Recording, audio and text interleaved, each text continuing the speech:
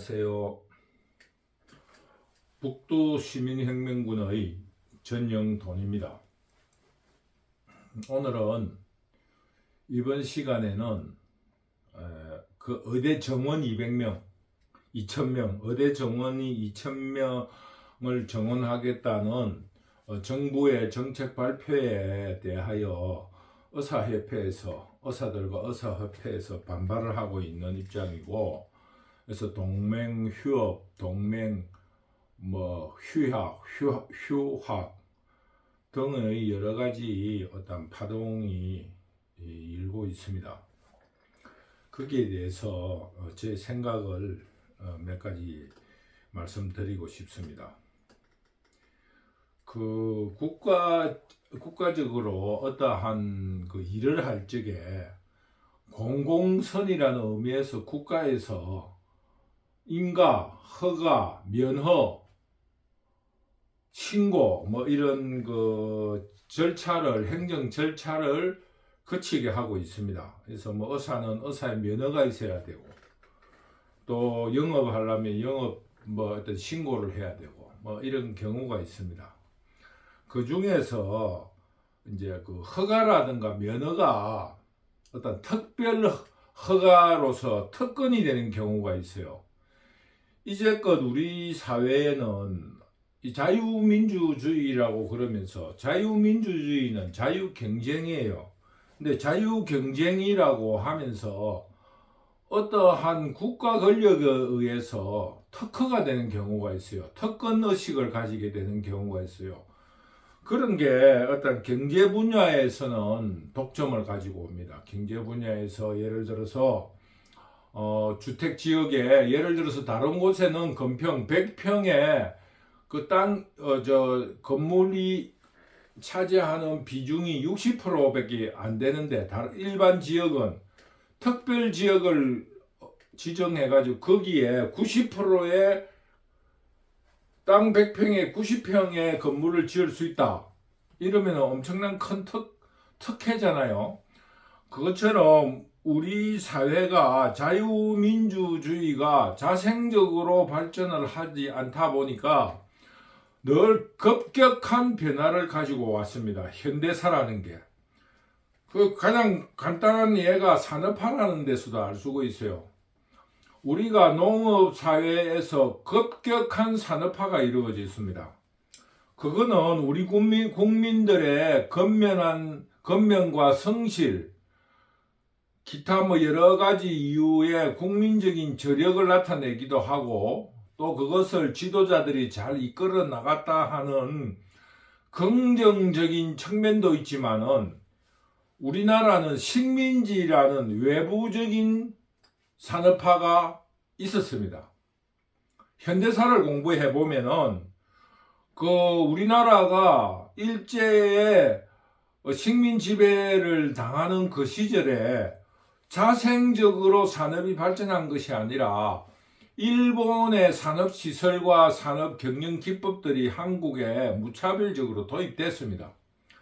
그 36년간의 세월 속에서 우리 국민들은 그 경영을 알게 모르게 배웠고, 직원으로서 배웠고, 그 기계를 다루는 기술을 배우게 되었습니다.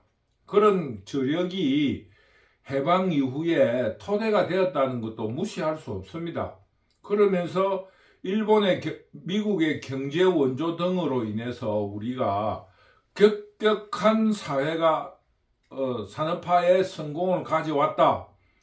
이게 다수설이 아닐지라도 우리가 정론으로 받아들여야 합니다. 그래서 그 자생적으로 한 200년 걸리는 산업화를 우리나라는 한 50년 만에 성공시킨 겁니다.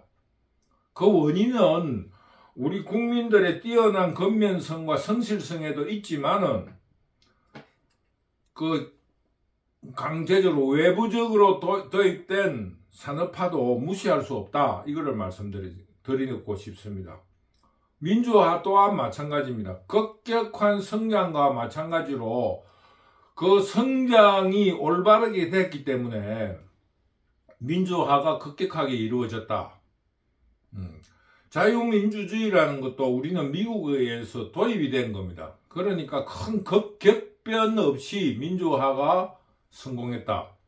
그거는 전후 신생 독립국의 모두에게 드러나는 역사 과정을 가지고 있습니다. 첫째, 독립운동을 했던 사람들이 그 연합국의 승리에 의해서 그 나라를 지도하게끔 정치 지도자로 만들어졌습니다. 우리나라도 이승만이 있었고, 뭐 동남아시아라든가 이집트 이런 쪽에도, 아프리카 이쪽에도 마찬가지로 독립운동가들이 해방과 동시에 건국을 이루고 신생 독립국으로서 만들어졌습니다. 그러나 그 지도자들이 한 10년 정도 하면서 부패하고 또 그 국가 리더십을, 정치 리더십을 발휘하지 못하자 조직화되어 있던 군부들이 쿠데타를 일으켰어요. 뭐 아프리카, 이집트, 필리핀, 뭐 버마, 뭐 아프리카 등지에서 모두 다 쿠데타를 일으켰어요. 쿠데타 세력들이 다 같이 산업화를 시도했습니다. 그런데 그 한 10년 동안 아무도 성공하지를 못했어요. 우리나라는 산업화에 성공했습니다. 그래서 쿠데타가 일어난 이후에 다시 쿠데타 세력들에 의해서 양성된 학생들에 의해서 민주화 운동이 추진되었어요. 군인들로서는 국가 발전, 국민의 행복을 줄 수 없다 그래서 또 다시 일어났습니다. 다른 나라는 1차적인 산업화에 성공하지 못했기 때문에 2차 민주화에서도 국민의 지지를 받지를 못했습니다. 그런데 우리나라는 1차적인 산업화에 성공했기 때문에 민주화도 성공했다고 볼 수 있습니다. 그런 격격한 과정을 거치면서 우리나라는 또한 산업화 성공과 민주화 성공과 더불어서 세계화에도 성공했습니다. 우리는 지금 현재 질적 성장의 단계에 놓여 있다고 저는 생각하고 있습니다. 그런 의미로 볼 때 우리가 외부적으로 도입되어 있는 많은 제도들을 혁파하고 새로운 시대를 열어가야 되는 과제를 안게 되었습니다. 그 문제에 있어서 우리 제도 속에 숨어있던 특허, 특권, 특혜 이런 문제가 해소되어야 된다. 저는 그런 생각을 합니다. 특권과 특혜는 자유민주주의를 굉장히 위배하는 법칙입니다. 지금 우리나라에서 문제되고 있는 것이 특권화되어 있는 직군, 두 번째, 직군과 직업군과 마찬가지로 있는 특별한 집단이 있습니다. 그게 지금 문제가 되는 게 의사, 변호사, 의사, 법조인, 쉽게 말하면 사자가 붙은 직군들입니다. 우리나라가 산업화에 성공한 이후 민주화를 이루면서 많은 부분에서 특권과 특혜가 없어졌습니다. 그러나 아직 남아있는 부분이 사자들의 그겁니다. 근데 많은 부분이 이제 법조인도 많이 양성되어 특권화가 없어졌습니다. 그러니 의사들도 지금 직군의 특허를 해체해야 될 때가 왔다고 봅니다. 그리고 자유민주주의에서 완강하게 저항하고 있는 재벌에 대한 문제, 이 두 가지 문제가 우리 한국의 자유민주주의의 질적 성장을 위해서 반드시 손대야 될 부분이라고 저는 인식하고 있습니다. 그래서 지금 가까운 의사부터 먼저 손을 대는 것으로 저는 이해합니다. 그래서 우리나라의 자유민주주의를 위해서 특허, 특별허가, 특혜 혹은 특권화되어 있는 직업군을 없애야 된다. 그 두 가지 부분이 지금 법조인들, 사자라는 이름이 붙은 직업군과 재벌들입니다. 근데 법조인이라든가 변호사라든가 이런 부분은 많이 문호가 개방이 되었습니다. 그리고 지금 남은 게 의사 부분입니다. 그래서 지금 윤석열 정부가 자유민주주의의 성숙을 위해서 의사의 정원, 의사의 특권화를 폐지하겠다는 원칙은 저는 굉장히 훌륭한 정책이라고 생각합니다.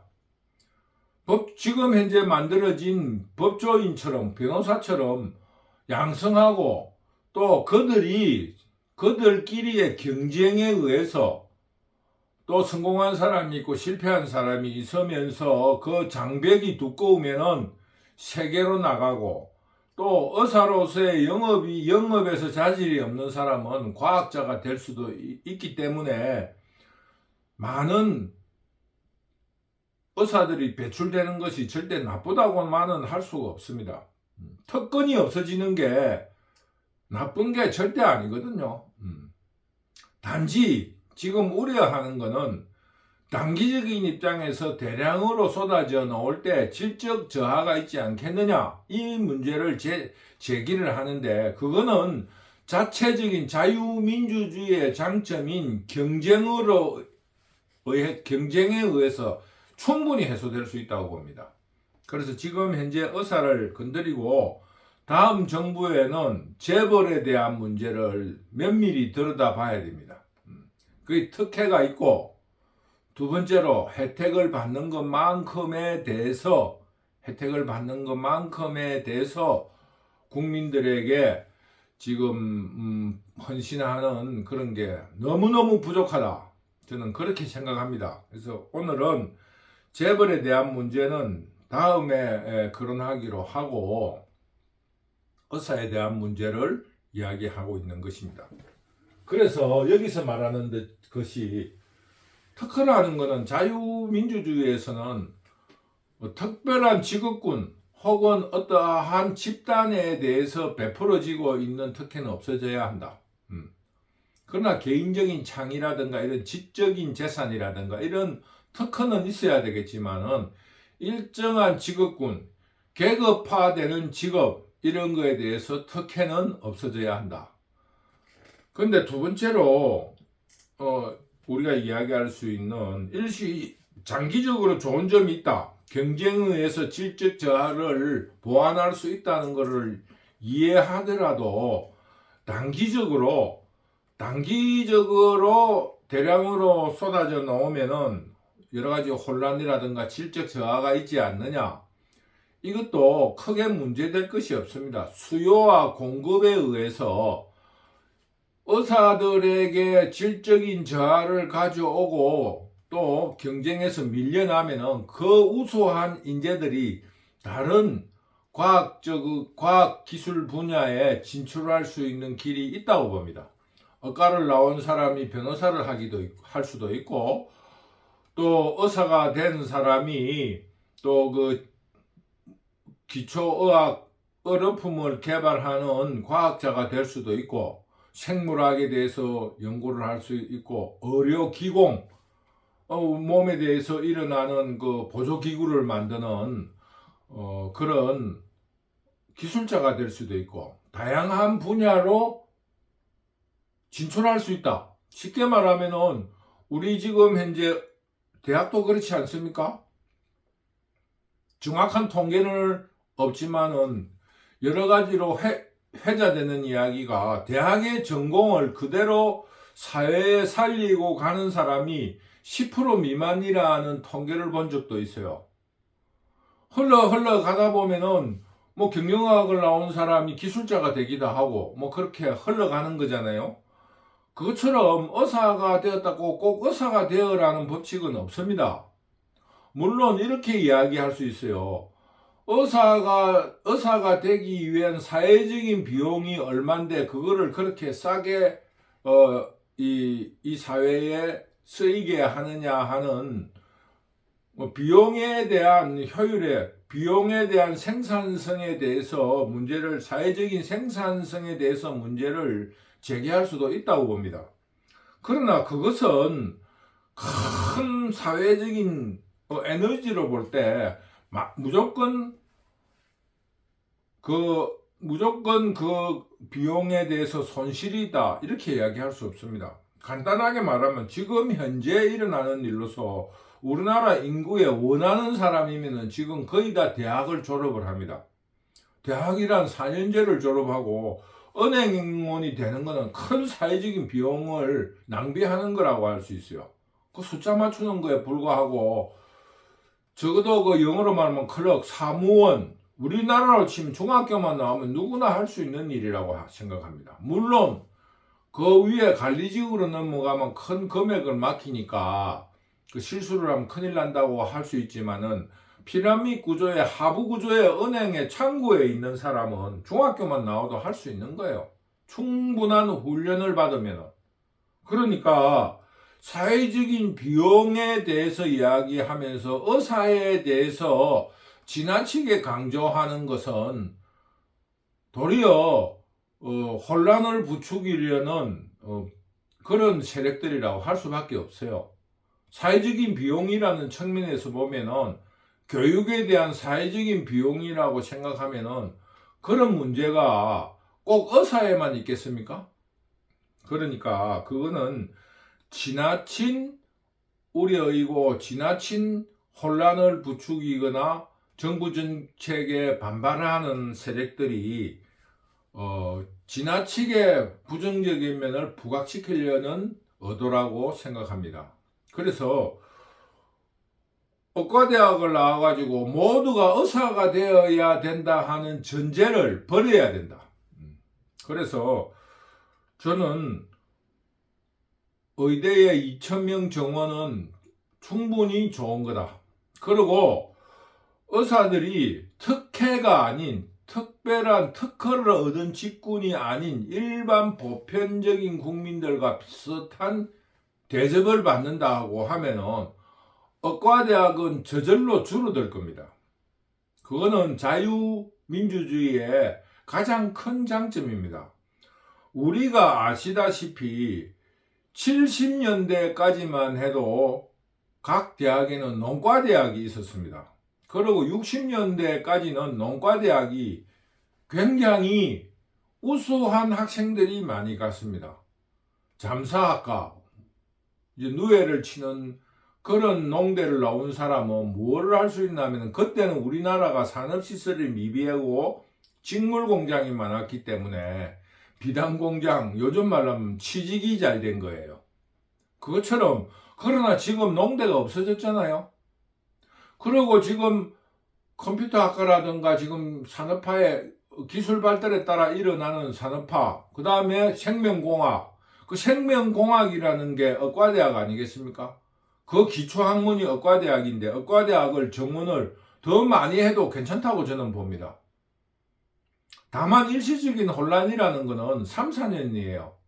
지금 만약에 지금 시작해가 3년 뒤쯤에 무더기로 쏟아진다고 한다면은 그 밑에 있는 지금 이제 의대를 가려고 하는 사람들이 또 다른 기초과학이라든가 공학 부분에 진출할 수 있다고 자기들이 진로를 정리해 나갈 겁니다.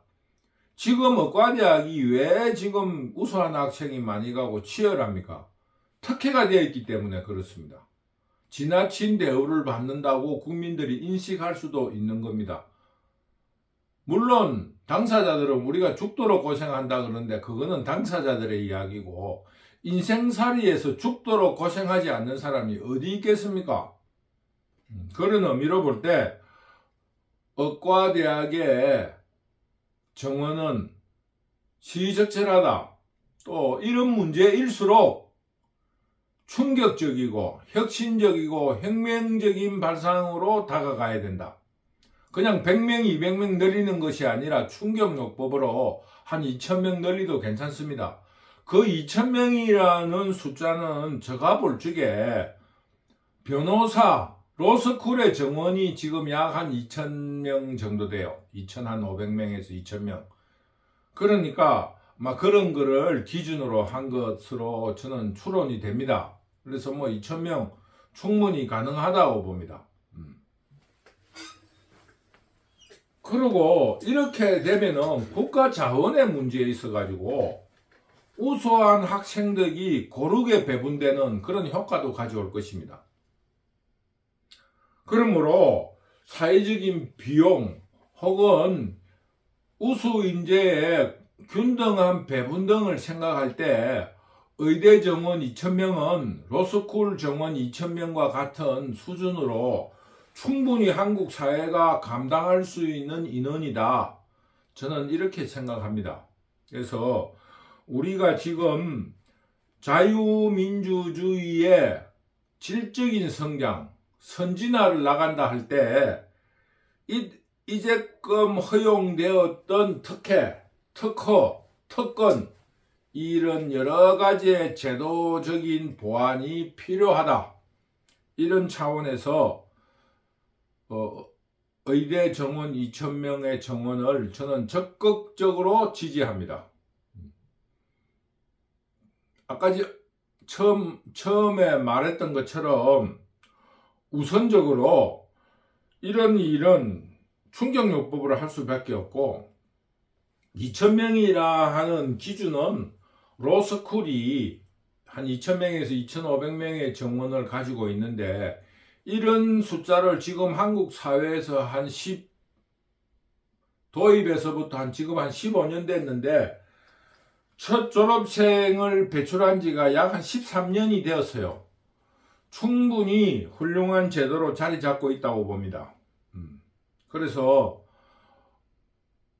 예전에는 그 고시라는 걸 학교 가면 거의 다 법조인을 하고 있지만 지금 법조인을 하지 않고 있는 변호사 자격증을 가진 사람이 약 한 1,000명이 넘는다고 이야기를 하고 있어요. 그러니까 그거를 역으로 뒤집어 보면은 그 변호사 자격증을 가지고도 다른 직종에 진출한 사람이 많이 있다는 것을 이야기하고 있는 거라고 봅니다. 그래서 의사는 꼭 의사를 해야 된다 하는 고정관념에서 벗어나고 그거를 다른 분야에 활용할 수 있는 여러 가지의 일들이 있다. 그리고 사회의 자유경쟁, 건전한 질적인 성장을 위해서 이번 의사정원 2,000명은 충실히 실천되어야 된다고 봅니다. 그리고 의사들의 반발은 처음 법조인들이 저항했던 것처럼 국민들의 지지를 받지 못할 것입니다. 이것은 한국의 자유민주주의의 질적인 성장을 의미하는 것으로 반드시 성공할 수 있다고 믿습니다. 오늘은 의대 정원 2,000명에 대한 정부 정책과 의사들의 반발에 대해서 저희들이 짚어봤습니다. 여러분, 저를 응원하는 입장에서 많은 박수를 쳐주십시오. 그리고 그것은 구독과 좋아요입니다. 많은 부탁드립니다. 감사합니다.